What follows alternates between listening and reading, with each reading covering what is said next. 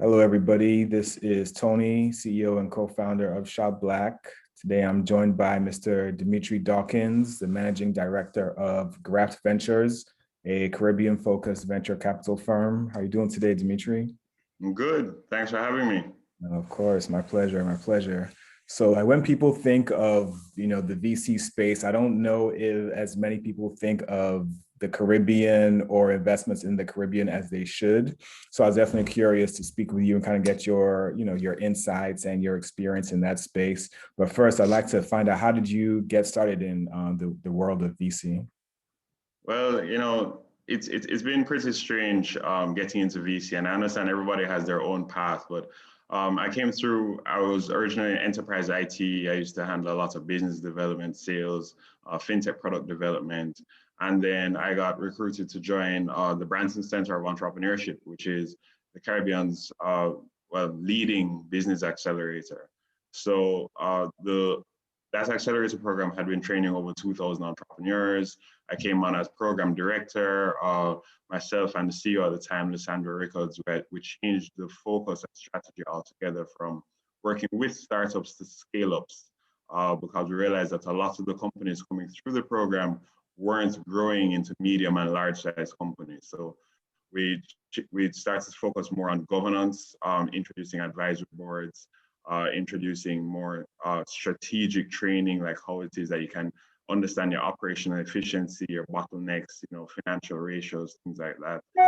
And we paired them directly with a group of local private equity investors to get funding. And it's really through that experience and going through that acceleration process with multiple cohorts over 3 years that really pushed me to, hey, we need a proper venture capital firm in the Caribbean and to unlock all of this value that we're seeing. Sure. And what are some, I guess, misconceptions about the economy in Jamaica or the Caribbean that you've come across? Well, let's start with the most common things. Like, we're not all just on the beach smoking weed and drinking coconuts, right? Yeah. It's very much a very serious economy. And although we do have some inefficiencies, such as Jamaican time, where things start late, or things like that, there's a whole lot of innovation that's happening within the Caribbean, and lots more potential. The fact of the matter is that we're on the same time zone as the eastern seaboard of the US and Canada. We have a great flight network to internationally all over the world. We have a very educated population. So we have, our growth in university graduates each year is just compounding year over year, and great talent that is being hired by top companies internationally. But most of the time, what we have been doing is really our primary export is talent and people. And what we really need to do is focus on how is that we can build this value locally and not just have our great people go to the US, Canada, Europe, etc. And how can we bring back that productivity locally? Yeah. We've had some great examples of local companies really stretching and shooting way above their weight.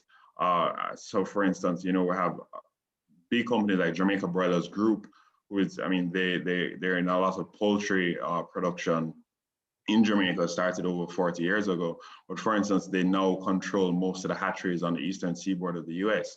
And for instance, Digicel, albeit that they're going through financial challenges now, Digicel is a telecommunications company that started in Jamaica back in the early 2000s and then became a global telecommunications provider in Caribbean, LATAM, Southeastern Asia, etc.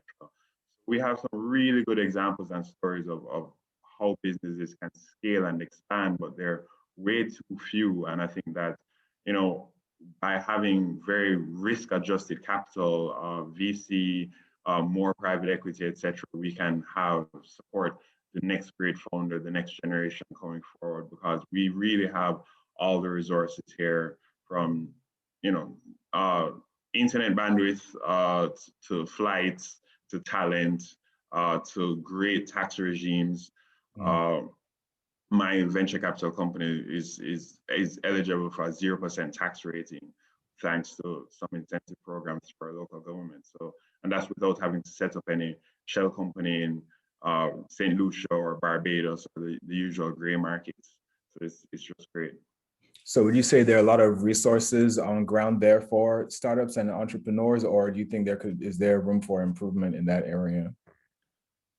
Um, that's hard to define. I mean, there's tons of resources overall. For instance, when the Branson Center was started in 2011, there was only, I think, 2 accelerator programs being run on island.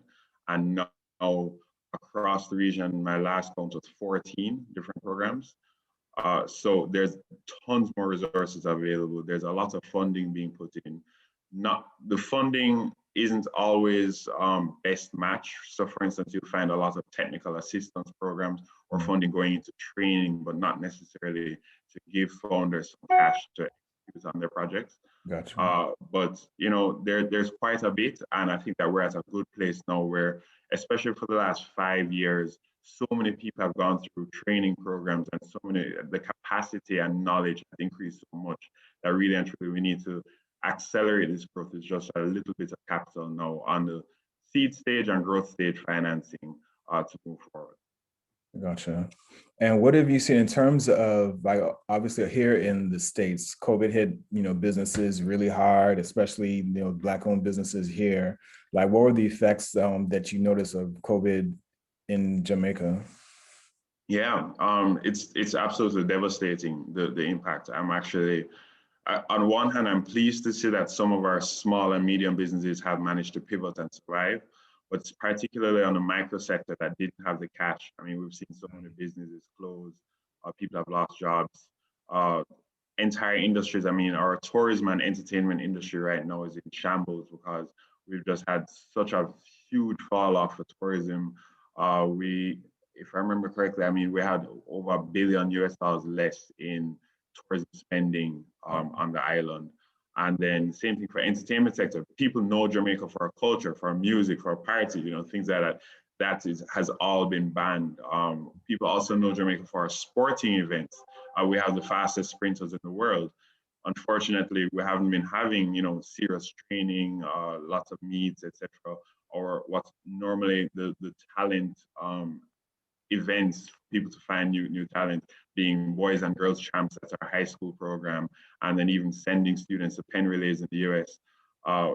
We haven't had those events in at all. So it's been pretty big, but those who have pivoted have really done very well. One of our largest listed companies, Grace Kennedy Group, that is a major food distributor. They're also invested in the financial industry through remittances and banking, etc. They just posted the highest revenue that they've ever done in their entire existence.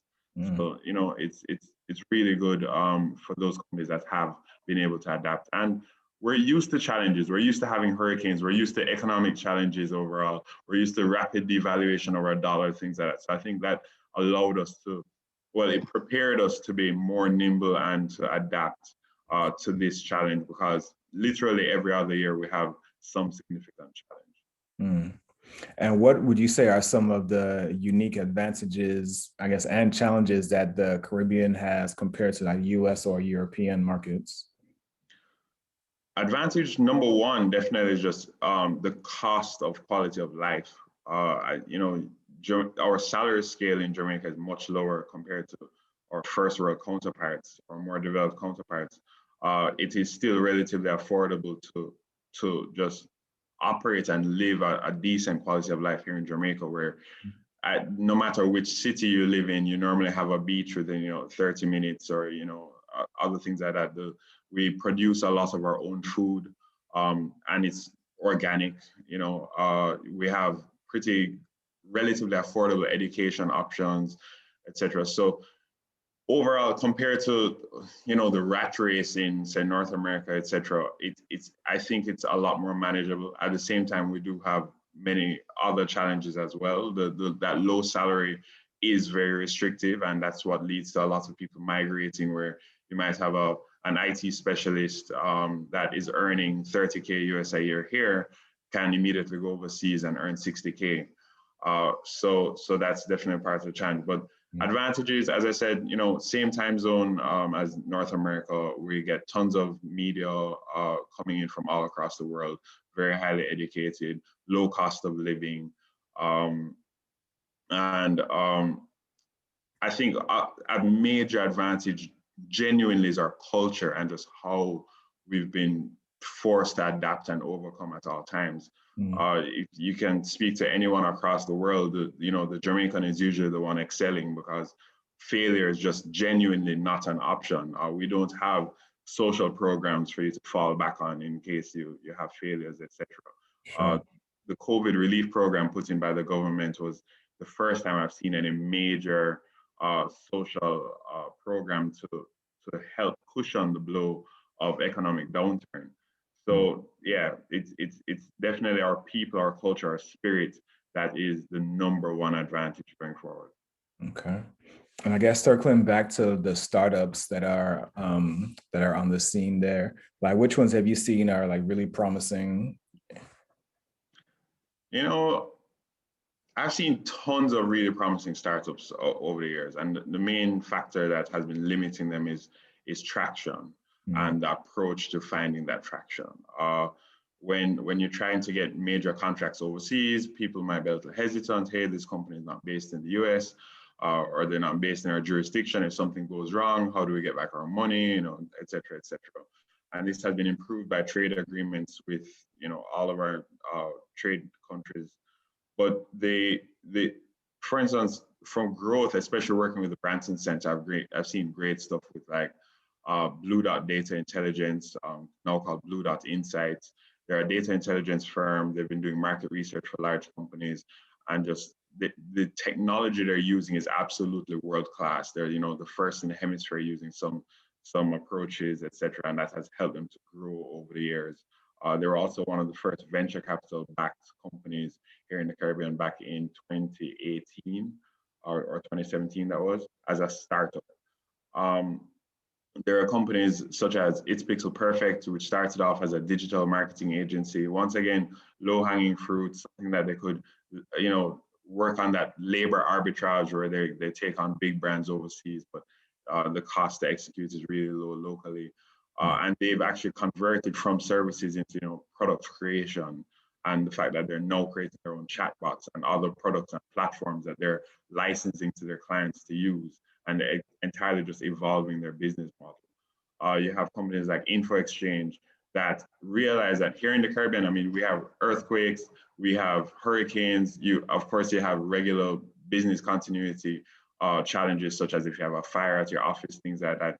They've set up an infrastructure as a service option where they can offer IT resiliency, getting your company back up and running within 6 minutes if you have a major failure at your head office overall. So just setting up a full replication of your IT infrastructure to get up and running wherever you are in the world after a disaster.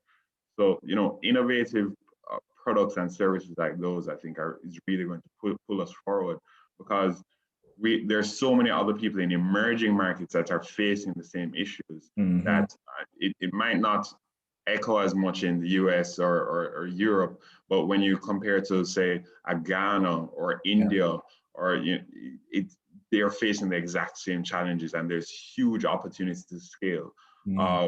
Definitely, because as a Commonwealth country, I think that there are opportunities for us to just test locally and then just scale globally into much larger markets where much larger populations, bigger companies, etc. And at a low risk, because if you fail here, it's not as expensive as, say, failing in these larger markets. Sure. No, that makes a lot of sense. Similar challenges in developing economies. So what makes sense, what a solution that's created in Jamaica would solve a problem that's going on in Nigeria, Ghana, and India, but may not be an issue that's being had here in the States. So actually that's an interesting idea. So yeah, so I guess in wrapping up, like you as the money man, what advice do you have for like the startups that come to you like seeking funding? Like what should they have in place? How do they get in the best position, to be attractive to someone such as yourself or another investor? Right. So right now, my fund one is focused on growth stage companies. So I'm looking at Series A and not seed stage. But generally, I'm looking for some traction, preferably revenue-based traction of at least 200,000 US dollars per year in revenue. Of course, I want to see how it is that you are going to scale and grow. So primarily, my investment thesis is based on identifying companies that have exportable product or service-based revenue internationally, and also that you're heavily using technology to improve the efficiency of your operations, so tech-enabled businesses. I don't need the company to be, in tech itself. You could be in agriculture, you could be in any other sector, but I definitely want to see how you're using technology to improve your efficiency. And then besides that, it's simple stuff. The founder, what is it that you are planning to do? How do you have a vision or a plan of how to get that done? And why should I trust you to get it done over anybody else? Like, I want to see that grit. I want to see that chip on your shoulder why you believe that you're absolutely the best at this. Yeah. B, the business model, just how exactly is it scalable? It doesn't necessarily have to mean that you have to stick to the business model throughout all time. By all means, pivot and innovate, but show me how you're doing it right now, and then what you're changing to over time, going forward, right? And then C is just, are you targeting a large enough market? Is this going to be a $50 million business, a $200 million business, a $1 billion business overall?